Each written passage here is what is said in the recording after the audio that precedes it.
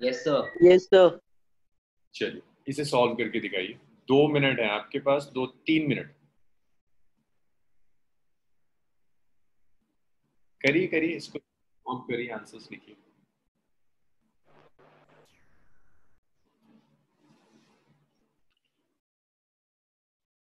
सो देखिए, जिन लोगों ने क्लास मिस भी करी थी, सबको इतना तो सबको आता है कि इम्पल्स कैलकुलेट कैसे करते हैं। सो देखो यहाँ पर इम्पल्स कैलकुलेट करने के लिए, इम्पल्स के लिए एक ही रिलेशन यूज करेंगे, that is change in momentum. Impulse is always final momentum minus initial momentum. Final momentum को आप लिख सकते हो, this is mass multiplied by final velocity. Initial momentum is mass multiplied by initial velocity. Mass अलग कर देते हैं, final velocity minus initial velocity. ठीक है मानस, खैस्पल का भी आ गया। ग्रुप में डाल दिया करो रिजल्ट्स ना अपने, ताकि दूसरे भी कंपेयर कर पाए। आयुष का भी आ गया आंसर, वेरी गुड। एवरीवन वाले कॉलम में डाल दिया करो, जरा सबको मिल जाएगा। ओके। 0 से 2 तक जब आएगा ना, 0 से 2 तक आपको वेलोसिटी चाहिए। तो देखो मोमेंटम कब आएगा, जब वेलोसिटी चेंज। 0 से लेकर 2 तक, जब आप 0 से 2 लोगे,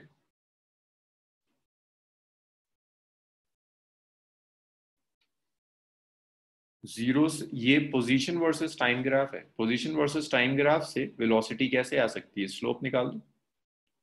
सो 0 से 2 तक वेलोसिटी v1 है, 2 से 4 तक स्लोप चेंज कर रहा है तो वेलोसिटी v2 है।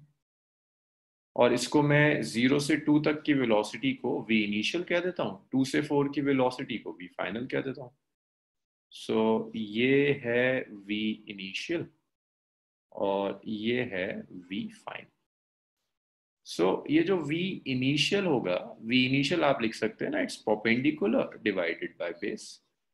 ये परपेंडिकुलर 2 हो जाएगा, बेस कितना है 1, तो आप ऐसे लिख सकते हैं v initial is tan theta, velocity slope से मिलेगी, it's perpendicular divided by base. तो परपेंडिकुलर देखिए ये इतना है, perpendicular to base v2, so it's 2 divided by 2 which is 1 centimetre per second.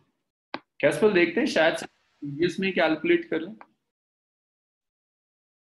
1 centimetre per second. इसी तरह से जब आप फाइनल लोगे, देखो फाइनल में भी थीटा तो उतना ही आएगा, perpendicular upon base tan theta, perpendicular upon base 2/2 which is 1। बस एक चीज का ख्याल रखिएगा, ये जो एक्स एक्सिस के साथ जो एंगल है that's an obtuse angle,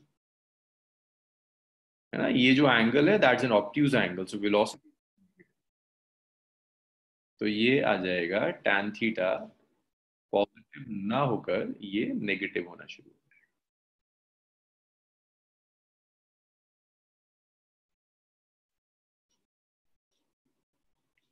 2/2 minus 1 centimetre per second. मैत्री 2/1 क्यों होगा, देखो ये परपेंडिकुलर 2 है और 0 से लेकर 2 तक टाइम कितना लगा होगा, ये भी 2 होगा, तो 2/2। 2 से 4 देखो, ये भी 2 और परपेंडिकुलर भी 2, तो 2/2 ही होगा। सर नेगेटिव क्यों हुआ, ये -2/2? नेगेटिव सिर्फ इसलिए हुआ क्योंकि ये जो एंगल है, देखो पॉजिटिव एक्स एक्सिस के साथ एंगल कैसा है, ऑब्ट्यूज एंगल। ऑब्ट्यूज एंगल का मतलब है स्लोप नेगेटिव होगा, वेलोसिटी नेगेटिव होगी। अब अगर आप में से किसी को स्लोप से कैलकुलेट नहीं करना आता, तो सिंपल ऐसे लिख सकता है, वेलोसिटी होती है फाइनल पोजीशन। वेलोसिटी को आप सिंपल ऐसे भी लिख सकते हो, change in position by time interval, x2 minus x1 by t2 minus t1।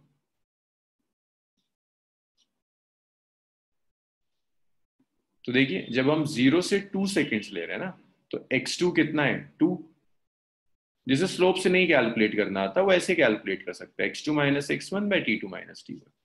Final कितना है 2, इनिशियल पोजीशन कितनी थी 0, तो ऐसे लिख दिया 2 minus 0। Final time instant 2, initial time instant 0, सो 2 माइनस 0, 2/2 आ गया, 1 सेंटीमीटर पर सेकेंड। -1 सेंटीमीटर है, वो 1 के साथ c मिक्सड हो गया था, 1 सेंटीमीटर पर सेकेंड। ऐसे यहां पर भी आप फाइनल को ऐसे भी निकाल सकते हो, x2 minus x1 divided by t2 minus t1। x2 कितना है देखिए, 2 से 4 जा रहे हैं। आयुष बताओगे 2 से 4 जब जा रहे हैं तो x2 कितना होगा final position from 2 to 4 seconds में? आयुष 2 to 4 सेकेंड्स में फाइनल पोजीशन कितनी होगी? Sir -1 centimetre. 2 से 4 सर 2 से 4 तो सर 2। पोजीशन तो y एक्सिस पर है। इस पॉइंट का y कोऑर्डिनेट बताओ कितना? इस पोजीशन का y, इस पॉइंट के कोरस्पॉन्डिंग, ये तो x एक्सिस पर आ गया ना। Yes sir. y कोऑर्डिनेट कितना होना चाहिए? 0। एक मिनट सर, 0 ही होगा। और इनिशियली ये यहाँ था, इसका y कोऑर्डिनेट कितना था? 2 था सर। 0 माइनस 2, -2 हो जाएगा। t2 कितना है? 4, t1 कितना है? 2। मैं 2 से 4 सेकेंड्स ले रहा हूँ ना, तो यहाँ मैं पहले ले रहा हूँ 0 से 2 सेकेंड्स तक के लिए, फिर मैं ले रहा हूँ 2 से 4 सेकेंड्स तक के लिए। सो ये फिर से आ गया -1 सेंटीमीटर पर सेकेंड। तो अभी आपकी मर्जी है, आपको जो कन्वीनियंट लगता है मेथड, आप उस मेथड से वेलोसिटी कैलकुलेट कर लो। x2 माइनस x1 से आपको कन्वीनियंट लगता है, x2 माइनस x1 से लीजिए। वो मैंने सर आंसर डायरेक्ट ही बता दिया था, -1। हाँ, -1 आ जाएगा। हाँ अब्दुल्ला देखो, ये 0 है ना, 0 से लेकर 2 तक हम जा रहे हैं। ग्राफ स्ट्रेट लाइन है, मींस वेलोसिटी कांस्टेंट होगी। फिर 2 से 4 ग्राफ अपना नेचर चेंज कर रहा है, दैट मींस 0 से 2 और 2 से 4 में वेलोसिटी अलग अलग होगी। तो हमने पहले 0 से 2 के लिए निकाला, तो x2 माइनस x1 वेलोसिटी होता है change in position by time. x2 2 था, x1 0 था। 0 से 2 गए तो टाइम इंस्टेंट फाइनल 2 है, इनिशियल 0 है। 2 माइनस सर 0 इसको मीटर में भी तो कर सकते हैं। करेंगे, अभी करेंगे उस काम को, करेंगे। तो 1 सेंटीमीटर पर सेकेंड और 1 सेंटीमीटर पर सेकेंड। अब इसे सेंटीमीटर पर सेकेंड को मीटर पर सेकेंड में कन्वर्ट करना होगा, तो आ गया 10 raise to the power -2 metre per second, और ये भी आ गया -10 raise to the power -2 metre per second. अब आप इंपल्स निकाल दो, mass into final velocity into initial velocity. So mass कितना है? Mass is 0.04 kg, 0.04. Final velocity is -10 raised to the power -2 minus initial velocity is 10 raised to the power -2. So impulse is 0.04 -2 into 10 raised to the power -2. So impulse है -0.08 into 10 raised to the power -2, और इसकी unit होती है Newton seconds. आप इसे simplify करके ऐसे लिख सकते हैं -8 into 10 raised to the power -4 Newton seconds. Newton third law हमने डिस्कस कर लिया था, इंपल्स भी हमने डिस्कस कर लिया था। अब इसके बाद, इंपल्स के बाद जो नेक्स्ट टॉपिक है, that is common forces in mechanics.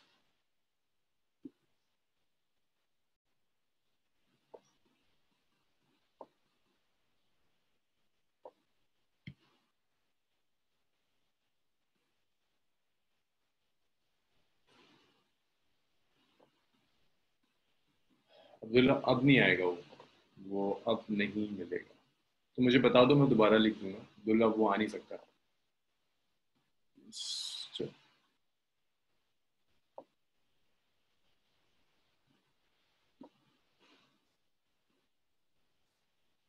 Common force in mechanics. So एक मेजर पोर्शन ना आपके सिलेबस में लॉज ऑफ मोशन का है कि प्रॉब्लम सॉल्व करनी है डायनामिक्स की। डायनामिक्स की प्रॉब्लम्स यूजुअली 4 तरह की फोर्सेस पर है आपके पास। आपको ग्रेविटेशनल फोर्स पता होनी चाहिए, नॉर्मल रिएक्शन पता होना चाहिए, टेंशन पता होना चाहिए, फ्रिक्शन पता होना चाहिए। ज्यादातर लॉज ऑफ मोशन पे प्रॉब्लम इन 4 फोर्सेस पर होती है। इन फोर्सेस को कहते हैं कॉमन फोर्सेस इन मैकेनिक्स। तो पहली फोर्स है gravitational force. So gravitational force में भी हमें जनरल नहीं पढ़ना, हमें सिर्फ वेट पढ़ना है।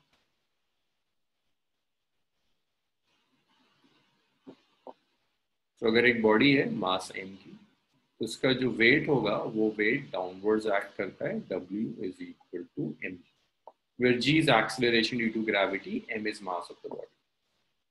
वेट का जो डायरेक्शन है ये डाउनवर्ड्स का मतलब है सेंटर ऑफ अर्थ की तरफ एक्ट करता है। दिस इज अर्थ, तो वेट हमेशा एक्ट करेगा towards the centre of earth. So this is mass of body, weight हमेशा एक्ट करेगा टूवर्ड्स द सेंटर ऑफ, ये डायरेक्शन है wait.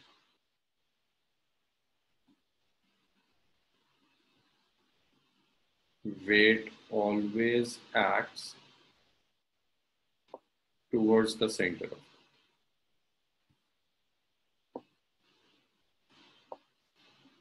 towards the center of।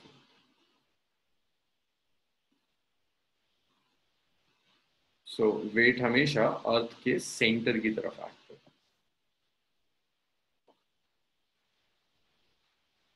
and it is mg। Usually हम लिख देते हैं कि वेट डाउनवर्ड्स है, क्योंकि हम हमेशा मान के चलते हैं कि बॉडी ऊपर रखी हुई है। लेकिन अगर बॉडी यहाँ रख दिया आपने, नीचे रख दिया अगर मास m, तो वेट फिर इस डायरेक्शन में एक्ट कर रहा होगा, हमेशा अर्थ के सेंटर की तरफ एक्ट कर। तो ये पहली सिंपल फोर्स है, जहां भी आपको बॉडी दे दी मास m की, उसका वेट mg हो जाएगा। और एक चीज और याद रखिएगा, वेट वो फोर्स है जो अर्थ बॉडी पर अप्लाई करे। आगे की प्रॉब्लम्स के लिए आपको पता होना चाहिए फोर्स कौन किस पर अप्लाई कर रहा है। So weight is force,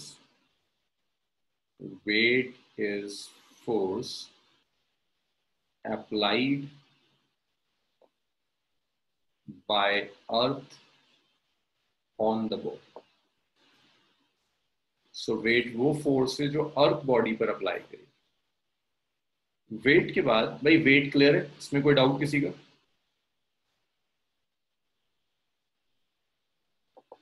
sir wait का रिएक्शन फोर्स नहीं होता?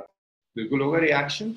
वेट बॉडी पर एक्ट कर रहा है, अर्थ बॉडी को डाउनवर्ड्स पुल कर रही है, तो बॉडी अर्थ को अपवर्ड्स पुल करेगी। तो वेट का रिएक्शन अर्थ पर एक्ट करेगा, mg ही होगा जो अपवर्ड्स होगा। मींस अगर आप रिएक्शन देखना चाह रहे हैं तो ये ऐसा है कि अगर आप कह रहे हो ये अर्थ है,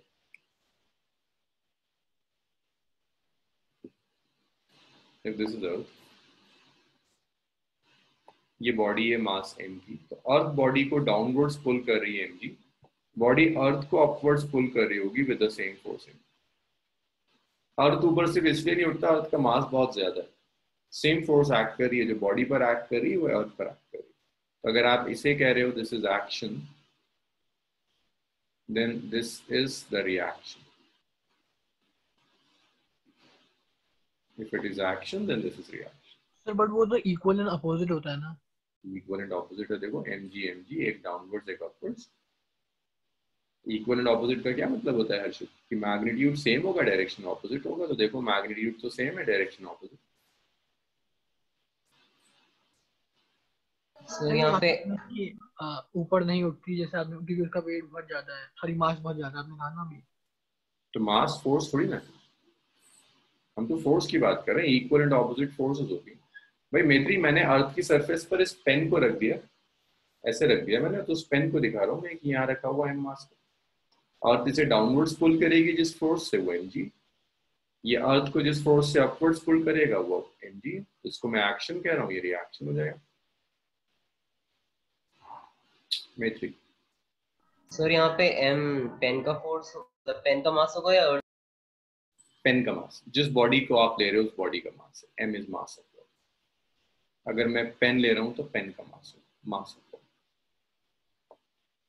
हाँ अच्छा सर, तो आपने बोला कि अर्थ ऊपर नहीं उठती, आप उस टाइम पे अर्थ के मास की बात कर रहे हो, फोर्स के टाइम पे आप पेन के मास की बात कर रहे हो? हाँ, जब मैं वेट की बात कर रहा हूँ तो मैं बॉडी का मास ले रहा हूँ, ये भी बॉडी का मास है mg, जितना एक्शन उतना रिएक्शन। लेकिन बॉडी उठेगी या नहीं उठेगी वो उसके एक्सेलरेशन पे डिपेंड करता है। तो एक्सेलरेशन होगा mg divided by mass of earth. जब एक्सेलरेशन लोगे तो जिस बॉडी का एक्सेलरेशन ले रहे हो उसका मास लोगे ना, अर्थ का। हाँ सर समझ गया।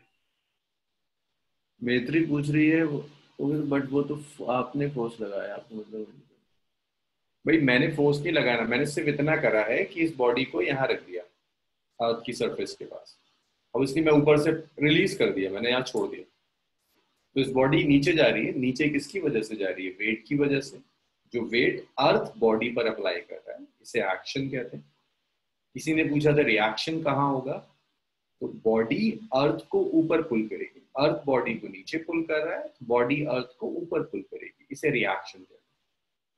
जितना एक्शन उतना रिएक्शन, एक्शन बॉडी पर एक्ट कर रहा है, रिएक्शन अर्थ पर एक्ट कर रहा है। और जो हम m ले रहे हैं that m is mass of the body. इसके बाद जब आप सेकंड पार्ट लोगे, वेट के बाद सेकंड है normal reaction. Excuse me sir. हाँ भाई, सर जब हम वेट लेते हैं अपना तब हमें दिखाता है 90 kg, मान लीजिए 90 kg दिखा रहा है, बट सर एक्चुअल में तो उसको 900 न्यूटन होना चाहिए था। ये डिफरेंस क्यों सर? यूनिट का फर्क है बस। जिसको आप कह रहे हो 90 kg जो दिखा रहा है वो बेसिकली 90 kg नहीं दिखा रहा, वो 90 kg वेट दिखा रहा है। मुझे डिस्कस करना है नेक्स्ट टॉपिक में यूनिट्स में। वो 90 kg वेट दिखा रहा है, उस 90 kg वेट को यूनिट है वो वेट की, SI यूनिट नहीं है। जब आप SI में कन्वर्ट करोगे तो उसे 9.8 से मल्टीप्लाई या 10 से मल्टीप्लाई कर दोगे तो वो 900 हो जाएगा। आपकी जितनी भी वेइंग मशीन्स होती हैं उनको कुछ ऐसे ट्यून करते हैं कि वो यूनिट केजी वेट में दे। आप उसे न्यूटन में कन्वर्ट करना चाहते हैं तो 10 से मल्टीप्लाई करते हैं। So kg weight is a unit of force. Kg नहीं है, केजी वेट होता है हमेशा। इसका भी क्वेश्चन था। Yes sir, thank you sir. अब देखिए next normal reaction. Normal reaction कब एक्ट करेगा? जब भी आप बॉडी को किसी सॉलिड सरफेस पर रख दोगे, सिर्फ सॉलिड सरफेस, वो सॉलिड सरफेस बॉडी पर एक फोर्स अप्लाई करती है जिसे नॉर्मल रिएक्शन कहते हैं। So normal reaction is force on body by solid surface. तो अगर आपने कोई सॉलिड सरफेस ले ली, वो सॉलिड सरफेस बॉडी पर जो फोर्स अप्लाई करेगी उस फोर्स को नॉर्मल रिएक्शन कहेंगे। मेरी हम मैग्नीट्यूड ले रहे हैं ना, अगर आप डायरेक्शन लोगे तो नेगेटिव साइन लगा दोगे। आप कह रहे हो ये पॉजिटिव है, नेगेटिव होता है, यहाँ तो मैं मैग्नीट्यूड से। तो force on body by solid surface, तो सॉलिड सरफेस जी रिएक्शन mg होगा। जी हाँ, रिएक्शन mg होगा। सो नॉर्मल रिएक्शन, अब सुन लो जरा सा, सॉलिड सरफेस बॉडी पर जो भी फोर्स अप्लाई करेगी उसे नॉर्मल रिएक्शन करेंगे।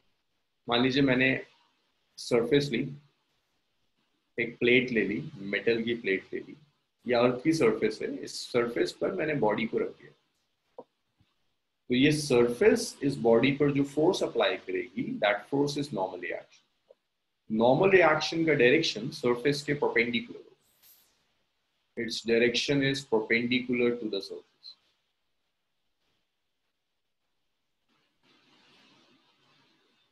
सरफेस के परपेंडिकुलर होगा and towards the body. So direction of normal reaction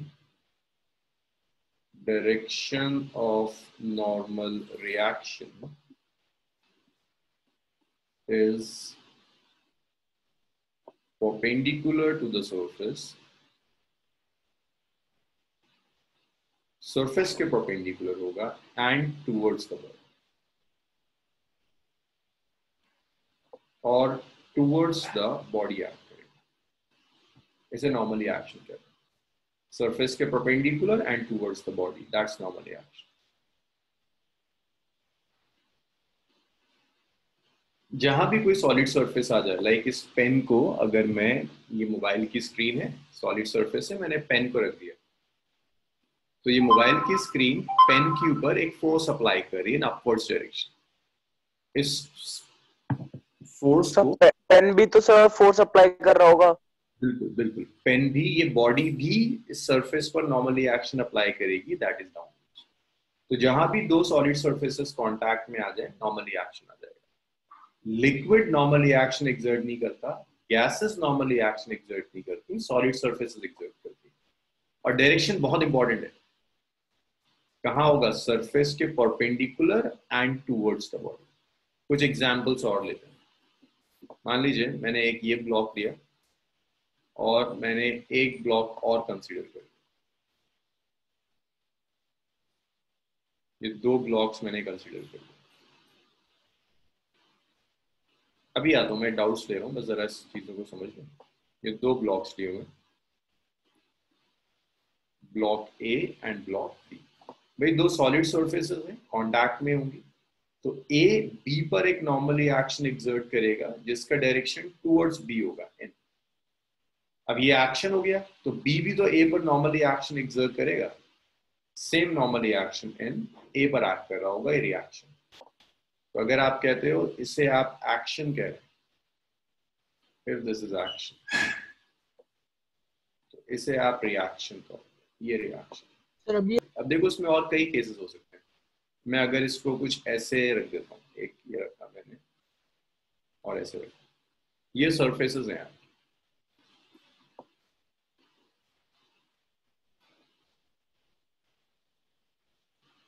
और इन सरफेसेस पर मैंने ऐसे ले जाकर एक बॉडी रखी, ये एक रॉड रखी। सरफेसेस पर परपेंडिकुलरली मैंने एक रॉड रखी, ऐसे मैंने एक रॉड रखी।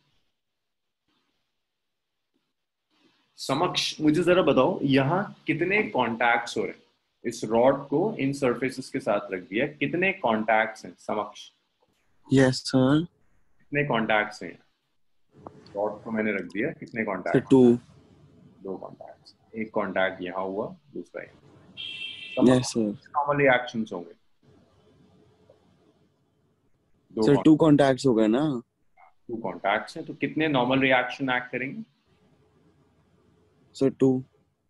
फर्स्ट जो ए पॉइंट ये दिख रहा है, जो ए पॉइंट मैंने ड्रॉ किया, यस सर। इसमें नॉर्मल रिएक्शन का डायरेक्शन बता सकते हो? एक्स वाई जेड कहाँ जाएगा ए पॉइंट पर? Sir west. ए पॉइंट के परपेंडिकुलर जाएगा ना, परपेंडिकुलर टू द सरफेस। अच्छा, ओ सॉरी। तो ये हाँ ईस्ट के है ना, एक्स एक्सिस के। यहाँ बताओगे क्या डायरेक्शन होगा नॉर्मल रिएक्शन का?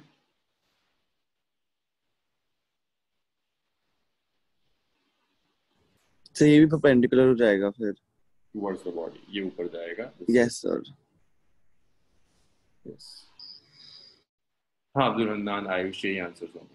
तो perpendicular to the surface and towards the body. तो सेम जैसे हम भी चलते हैं तो सर हम भी तो फोर्स अप्लाई कर रहे हैं।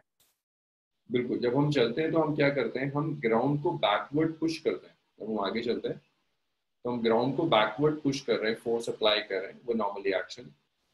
ग्राउंड आपके ऊपर फोर्स एक्सर्ट करेगा ऑपोजिट डायरेक्शन, और वो फोर्स आपको आगे लेकर चलती है।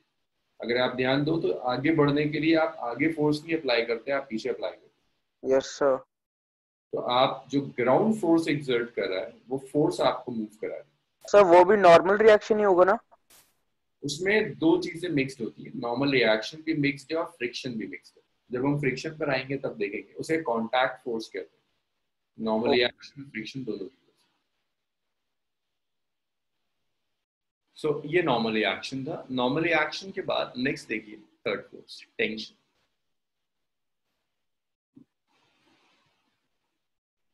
टेंशन वो फोर्स है जिससे स्ट्रिंग किसी बॉडी को पुल करती है। Force with which string pulls a body। जिस फोर्स से स्ट्रिंग किसी बॉडी को पुल करती है उस फोर्स को आप टेंशन कहते हैं। जैसे मान लीजिए ये एक स्ट्रिंग है। जब मैं स्ट्रिंग कह रहा हूं दैट मीन्स रोप है, थ्रेड है, वायर है, सब स्ट्रिंग है। ये एक वायर है, स्ट्रिंग है मेरे लिए। इस वायर से मैंने ये मास अटैच कर दिया। इस मास पर मैं डायरेक्टली फोर्स नहीं लगा रहा हाथ से। देखो मेरे हाथ में और इस मास में कोई कांटेक्ट नहीं। इस मास को मैंने अपने हाथ से वायर के थ्रू, स्ट्रिंग के थ्रू कनेक्ट किया हुआ।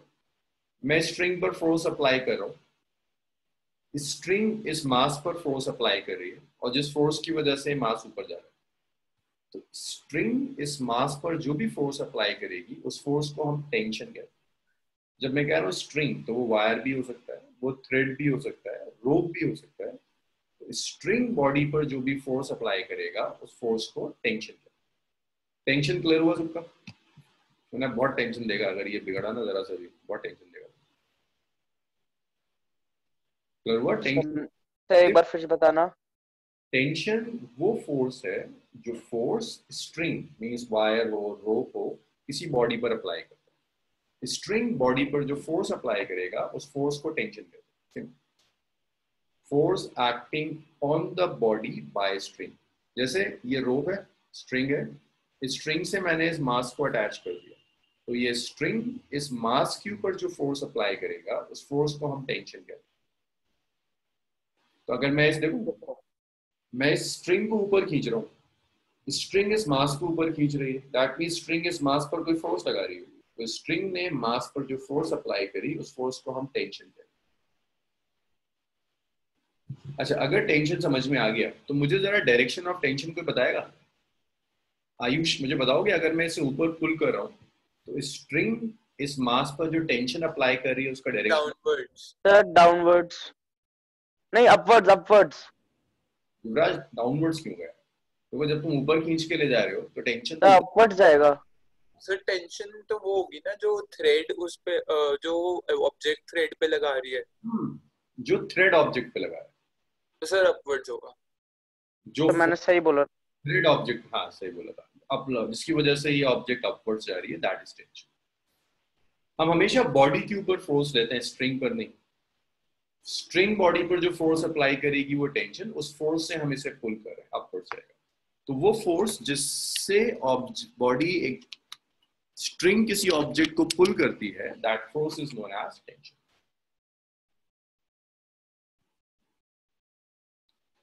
Force with which strings pulls a body. String push नहीं कर सकती भाई, मैं स्ट्रिंग से पुश नहीं कर सकता, मैं पुल कर सकता हूं।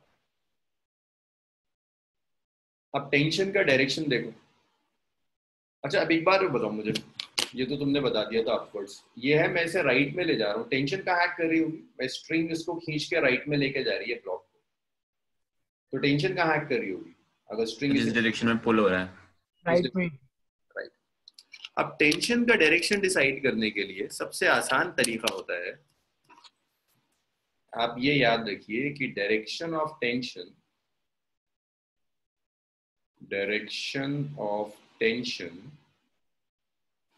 is along the string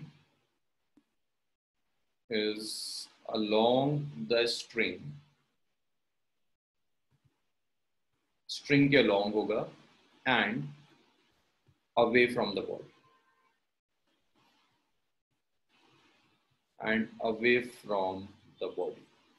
तो टेंशन का डायरेक्शन स्ट्रिंग के अलोंग होगा और बॉडी से दूर हो जाएगा।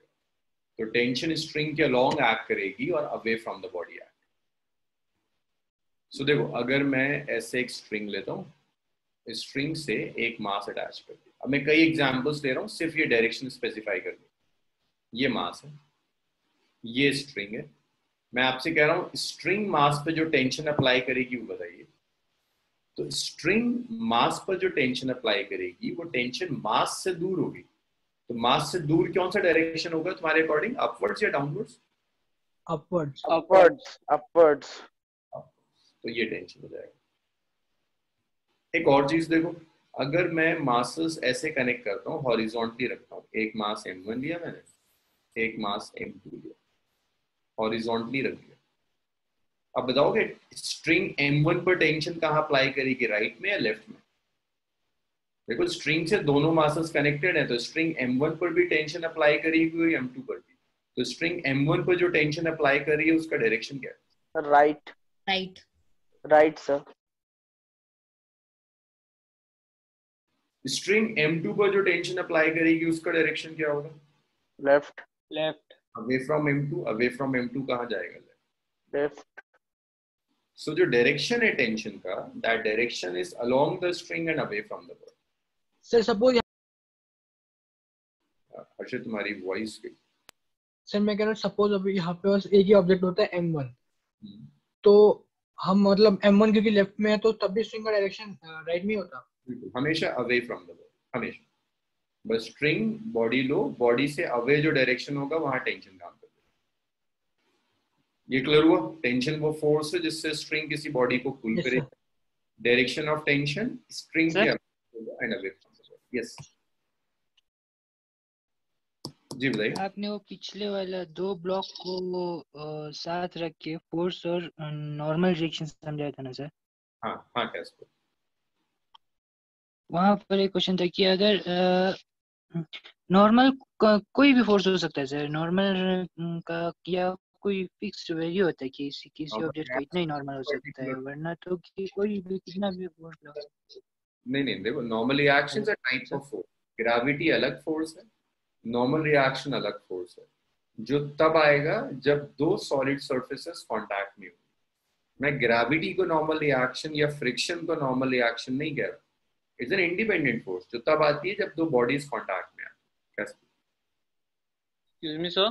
तो सर अगर बॉडी पे 50 न्यूटन फोर्स भी लगाए दे तो दूसरे बॉडी के नॉर्मल फोर्स की वजह से वो तो मूव नहीं करेगा ना सर? ये ऐसे कनेक्टेड है ना कैसे? यहाँ मैंने 50 लगा दिया, यही कह रहे हो? यही कह रहे हो? Yes sir. अब देखो ये मूव करेगा या नहीं करेगा वो डिपेंड करेगा ना नॉर्मल रिएक्शन कितना है। अगर नॉर्मल रिएक्शन 50 से ज्यादा एक्ट कर रहा है तो फिर नहीं जाएगा, लेकिन अगर वो नॉर्मल रिएक्शन 50 से कम है तो मूव कर जाएगा। अब वो नॉर्मल रिएक्शन कैसे आएगा वो नेक्स्ट टॉपिक करेंगे, कैलकुलेट कैसे कैलकुलेट करते हैं। सिखाना तो वही है कि कैलकुलेट कैसे करते हैं। अभी तो सिर्फ मैं हिंट दे रहा हूँ कि नाम क्या है फोर्सेस का, डायरेक्शन क्या हो। अभी मूव करेगा नहीं करेगा कैसे वो डिपेंड करेगा ये नेट कितनी फोर्स एक्ट करेगी।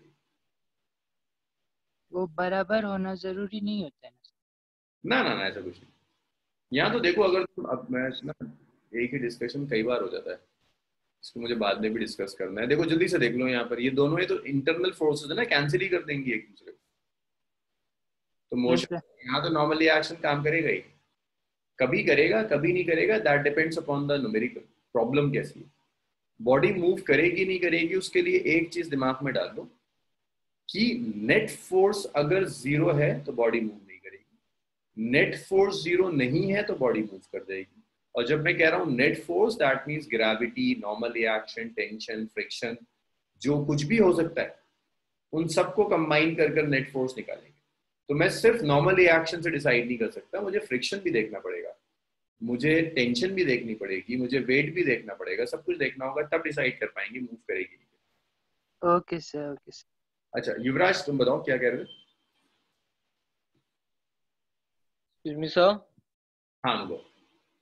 सर ये जो आपने फर्स्ट वाला केस लिया है, हम्म, ये जिसमें एम मास लटका हुआ है जिसमें टेंशन ऊपर को है, इसमें जो टेंशन है ये नॉर्मल रिएक्शन की इक्वल होगी? नॉर्मल रिएक्शन होगा ही नहीं है। नॉर्मल रिएक्शन तो तब आता है जब दो सॉलिड सरफेसेस कांटेक्ट में आए। इससे बच्चा ये जो ये है क्या कहते हैं, ये स्ट्रिंग और ये मास जो है, मास ऑफ बॉडी है तो कांटेक्ट में है। String is not a solid surface, string is string, string को सॉलिड सरफेस नहीं मानते। Okay sir, thank you. So ये आ गया। अब इसमें कुछ चीजें आपको याद रखनी है जो आपके कैलकुलेशन में बहुत काम आएंगी। पहला कि जो स्ट्रिंग है अगर ये मासलेस है, रोप, वायर, थ्रेड जो भी आप ले रहे हो, अगर वो रोप, वायर या थ्रेड मासलेस है तो दोनों टेंशंस इक्वल होंगी। P1 will be equal to P2। अगर ये दोनों मासलेस है तो टेंशन सेम हो जाएंगी, इक्वल टेंशंस एक्ट करेंगे। कोई मास सर अभी कंडीशन क्या है इसमें जो आपने T1 = T2 दिया है? मासलेस ऊपर लिखा है ना हर्षित, मासलेस। अगर स्ट्रिंग्स नहीं सर, मतलब हम उन्हें प्लेस कैसे कर रहे हैं? हाँ सर हम इन्हें प्लेस कैसे कर रहे हैं? ये ऊपर वाली प्रॉब्लम ले लो। मैं कह रहा हूँ ये जो वायर है, थ्रेड है, ये थ्रेड मासलेस है, कोई मास, ओके जीरो मास। अब्दुल्ला, तो ये दोनों टेंशन जो एक्ट कर रही हैं वो सेम हो। तो string is massless, then tension in each part of string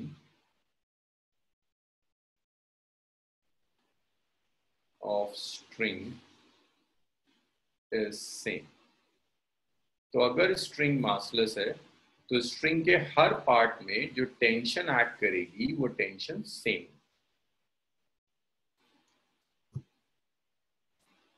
अच्छा, इसके बाद गौरव सर, अगर हम हेयर को लें वो भी मासलेस होता है लेकिन उसकी फिटिंग स्ट्रेंथ अच्छी है। गौरव कुछ भी ले सकते हैं आप, सिर्फ हेयर नहीं, वायर ले लो, थ्रेड ले लो, इफ इट इज मासलेस। अगर आप मासलेस ले रहे हो, उसका मास नहीं है, तो उसके सारे पार्ट्स में टेंशन सेम होगी, T1 equal. Abdullah, zero mass अगर मैं कह रहा हूँ, zero mass is an ideal term. Obviously अगर आप कुछ भी लेंगे उसका कुछ ना कुछ तो मास होगा। This is an ideal term कि अगर आइडियल आप ले रहे हो एक स्ट्रिंग, आप कहते हो मासलेस है, तो हर पार्ट में टेंशन सेम है। फिजिक्स ऐसे ही डेवलप की जाती है, पहले हम आइडियल केसेस लेते हैं, आइडियल केसेस के लिए चीजें सॉल्व करते हैं, फिर उसके बाद रियल लाइफ चीजें ऐड करते हैं। तो अगर स्ट्रिंग मासलेस है तो प्रॉब्लम आसान हो जाएगी, हर पार्ट में टेंशन सेम होगी। लेकिन याद रखिएगा अगर दो स्ट्रिंग्स हैं तो दो अलग अलग टेंशन होंगी। लाइक एक M1 है, एक मास M2 है और एक मास M3 है। दो स्ट्रिंग्स हैं, एक स्ट्रिंग ये है, एक स्ट्रिंग ये है। तो इस स्ट्रिंग में मास M1 पर एक टेंशन एक्ट कर रही है, उसे मैं T1 कह देता हूं। तो यहां भी जो टेंशन होगी वो T1, बट यहां जो टेंशन होगी वो T1 नहीं है, दैट्स T2। यहां जो टेंशन होगी दैट्स T2।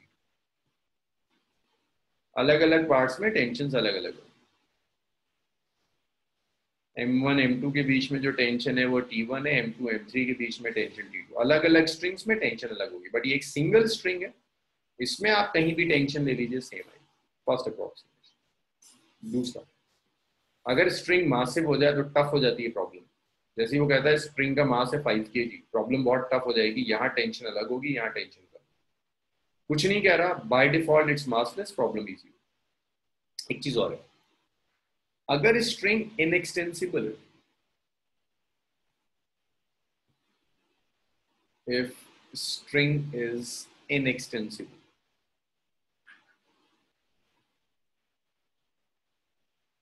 अगर स्ट्रिंग इज इनएक्सटेंसिबल है, स्ट्रेच नहीं होती, then acceleration of all masses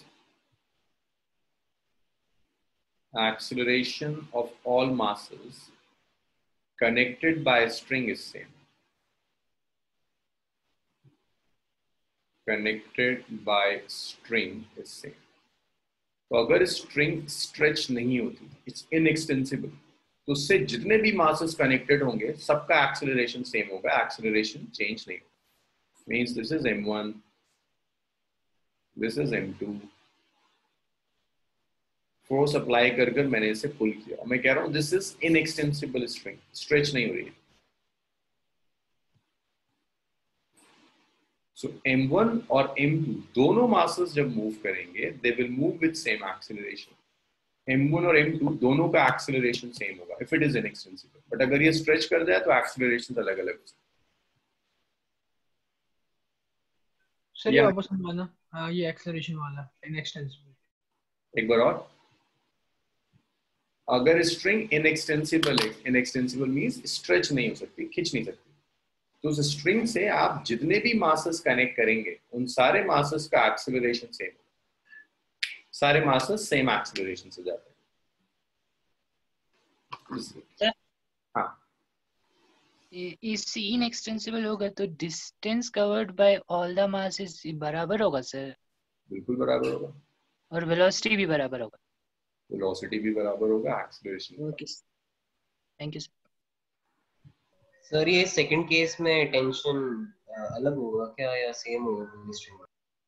ये वाला भाई देखो, यहाँ एक स्ट्रिंग है ना, तो देखो एक स्ट्रिंग में टेंशन सेम आ रही है, दूसरी स्ट्रिंग में टेंशन सेम, बट दो अलग अलग स्ट्रिंग्स हैं तो दो अलग अलग टेंशन होगी। जब मैं कह रहा हूँ tension in each part is same, इसका मतलब एक स्ट्रिंग में जितनी भी टेंशन ऐड करेंगी वो सेम। ये तो दो अलग स्ट्रिंग हो गई, ये स्ट्रिंग 1 है और भाई ये स्ट्रिंग 2 है। नो सर, ये इस इनएक्सटेंसिबल स्ट्रिंग के केस में, इनएक्सटेंसिबल स्ट्रिंग के केस में अगर आपने एक स्ट्रिंग ली, इससे दो मास कनेक्ट कर दी, मैं कह रहा हूँ स्ट्रिंग स्ट्रेच और कंप्रेस नहीं हो सकती, तो ये दोनों मासेस एक ही एक्सेलरेशन से जाएंगे, एक्सेलरेशन चेंज नहीं होगा। यश या कुछ और पूछ रहे थे दोबारा? सर अगर तो ये एक डायरेक्शन में एक्सेलरेट कर रहे हैं तो टेंशंस अनइक्वल होंगे क्या? नहीं, टेंशन सेम होगी, स्ट्रिंग सेम है ना, मासलेस है, तो अगर यहाँ T1 तो यहाँ भी T1, टेंशन सेम होगी। सर ये मास जो आपने कह रखा है सर, ये अभी रेस्ट पे है या फिर मूव कर रहे हैं? तो मैं कह रहा हूँ एक्सेलरेशन है, इसका मतलब मूव ही कर रहे होंगे। सर अच्छा अच्छा, वो स्ट्रिंग अगर चेंज हो जाएगा तो टेंशन भी चेंज होना जरूरी नहीं होगा ना सर, क्योंकि अगर मास बराबर होगा तो टेंशन पहले के बराबर रह सकता है क्या? स्ट्रिंग चेंज होने का क्या मतलब है कैस्पल? दूसरा स्ट्रिंग है। अच्छा, इसको हटाकर दूसरा स्ट्रिंग ले आऊं, वो भी मासलेस है? हाँ जी सर। सेम रहेगा, स्ट्रिंग आइडेंटिकल है, लेकिन सर यहाँ दोनों ऑपोजिट में जा रहे हैं ना? दोनों सेम डायरेक्शन में जा रहे हैं। देखो ये फोर्स राइट में अप्लाई कर रहा हूँ तो ये भी राइट में जा रहा है, ये भी राइट में जा ओके सर, ओके सर। रहा है। हाँ मेत्री, यहाँ मैंने ये कहा कि दो स्ट्रिंग है तो दो टेंशन होंगी, बट एक स्ट्रिंग में, ये एक सिंगल स्ट्रिंग है, इसके अंदर जितनी भी टेंशन है वो सेम। ये सेकेंड स्ट्रिंग है, इसमें जितनी भी टेंशन होंगी वो सेम, लेकिन स्ट्रिंग 1 और स्ट्रिंग 2 में दो अलग अलग टेंशन होंगी। सर हाँ। तो आपने T1 और T2 इक्वल इसमें तो नहीं लिखा है ना? इसमें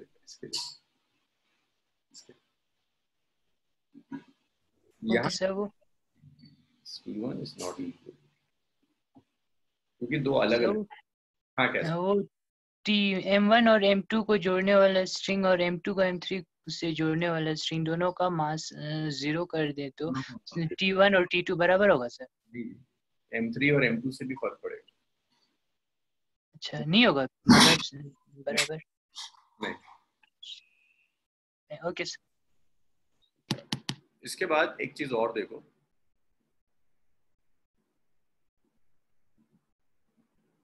free body diagram.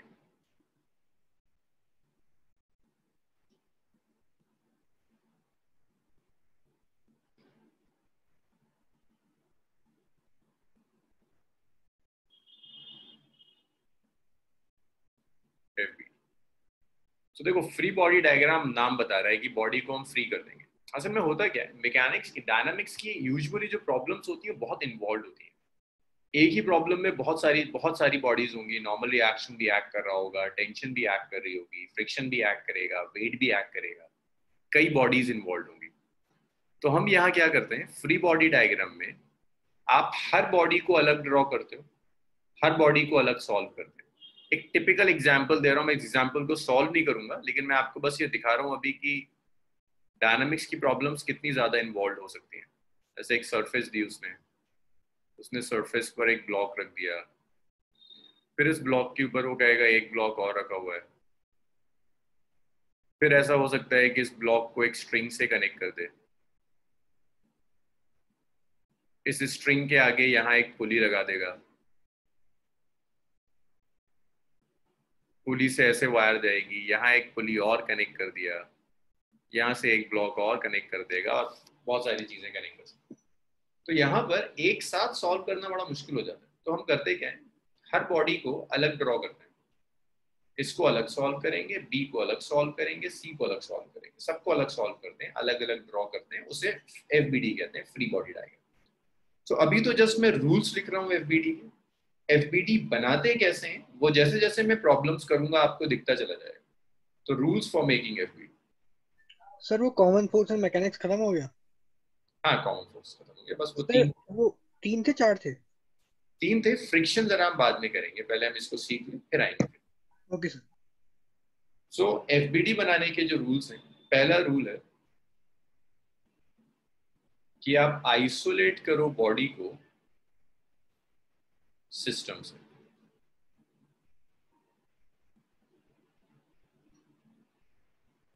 Isolate body from the system, body को सिस्टम से आइसोलेट कर दीजिए, that's rule.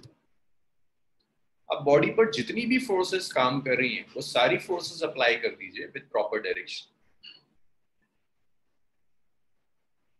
Apply all forces acting on the body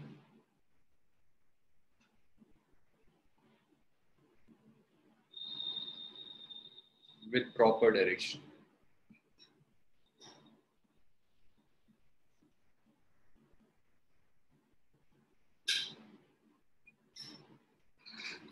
body पर जितनी भी फोर्सेस काम कर रही हैं वो सारी फोर्सेस अप्लाई कीजिए विद प्रॉपर डायरेक्शन। बस एक चीज याद रखिएगा, जो फोर्सेस बॉडी पर एक्ट करेंगी हम सिर्फ उसी को लेंगे। Forces applied by the body are not considered in FBD. So जो भी फोर्सेस बॉडी अप्लाई करेगी उन फोर्सेस को हम एफबीडी में कभी नहीं लेंगे। हम सिर्फ वो फोर्सेस लेंगे जो फोर्सेस बॉडी के ऊपर एक्ट करेगी। जो फोर्सेस बॉडी अप्लाई करेगी वो फोर्सेस कभी भी एफबीडी में काउंट नहीं होते। ये लिख लीजिए। अब जैसे जैसे हम प्रॉब्लम सॉल्व करेंगे आपको समझ में आता जाएगा इससे कैसे। Next is the concept of equilibrium. Equilibrium का मतलब है net force on the body is zero. Sir वो एफबीडी भी नहीं कर रहे हैं। एफबीडी अभी करेंगे, जब हम प्रॉब्लम्स करेंगे ना तब सीखेंगे। इसमें आ जाएगा इक्विलिब्रियम में एफबीडी की जरूरत पड़ेगी, इसीलिए बताया। एफबीडी में भी सिर्फ तुम्हें इतना याद रखना है कि व्हाट इज एफबीडी, कंडीशंस क्या है एफबीडी बनाए, बाकी सब आपको दिखता चला जाएगा। तो इक्विलिब्रियम के लिए net force on body is zero. अगर मैं कह रहा हूँ एक बॉडी इक्विलिब्रियम में है, that means net force acting on the body is zero. ये मतलब है equilibrium. So body is in equilibrium, that means net force acting on the body is zero.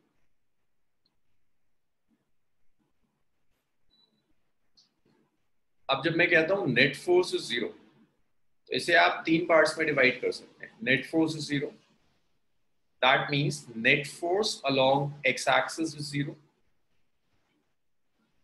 Net force along Y axis भी zero है, और net force along Z axis भी। जब आप net force ले रहे हैं तो वो एक्स एक्सिस के अलोंग भी है, वाई एक्सिस के अलोंग भी है, जेड एक्सिस के along. So net force is zero, that means net force along zero, net force along Y axis zero, net force along Z axis zero. अगर मैं कहता हूं आपसे कि net force zero, so X axis के along भी net force zero, Y axis के along भी नेट फोर्स जीरो, और जेड एक्सिस के। और फिलहाल मैं इक्विलिब्रियम ले रहा हूं of a point. This is the equilibrium of a point mass. अब देखिए types of equilibrium. Types of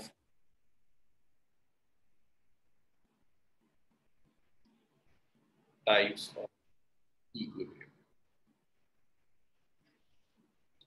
So देखिए equilibrium को आप दो मेजर पार्ट्स में डिवाइड कर सकते हैं। जैसे मैं कह रहा हूँ equilibrium, that means net force is zero. अच्छा, if net force is zero, that means acceleration is zero. If force is zero, that means acceleration of the body is zero. If net force acting on the body is zero, that means acceleration is zero. अब type of equilibrium में इसे आप दो parts में classify कर सकते हैं। शायद अब टाइम, एक इक्विलिब्रियम होता है जिसे हम कहेंगे स्टैटिक इक्विलिब्रियम, दूसरा इक्विलिब्रियम होगा जिसे कहेंगे हम डायनामिक। अब देखो, जब मैं कह रहा हूं equilibrium, that means net force is zero. Static का मतलब है कि बॉडी रेस्ट में होगी, नेट फोर्स जीरो है और बॉडी रेस्ट में, दैट्स स्टैटिक। डायनामिक इक्विलिब्रियम का मतलब है नेट फोर्स जीरो है, नेट फोर्स जीरो होने का मतलब है एक्सेलरेशन जीरो है। एक्सेलरेशन जीरो है, इसको आप दो तरह से कंक्लूड कर सकते हैं। बॉडी अगर रेस्ट में है तब भी एक्सेलरेशन जीरो होगा, बॉडी अगर यूनिफॉर्म मोशन में है तब भी एक्सेलरेशन जीरो। अगर बॉडी रेस्ट में है तब भी एक्सेलरेशन जीरो, अगर बॉडी यूनिफॉर्म मोशन में है तब भी एक्सेलरेशन जीरो। तो आप कह सकते हैं if acceleration is zero, that means body is in uniform motion, body is in uniform motion. So दो तरह से आप इक्विलिब्रियम को डिवाइड कर सकते हैं, स्टैटिक और डायनामिक। कैलकुलेशंस दोनों की एक जैसी हो। आप जो फैक्ट यूज करोगे, आप सिर्फ ये फैक्ट यूज करोगे that net force acting on the body is zero. अगर बॉडी रेस्ट में है net force zero, static. Body अगर यूनिफॉर्म मोशन में, uniform motion means velocity is constant, तब भी इक्विलिब्रियम में, बट उस इक्विलिब्रियम को डायनामिक है। चलो जल्दी से लिख लो।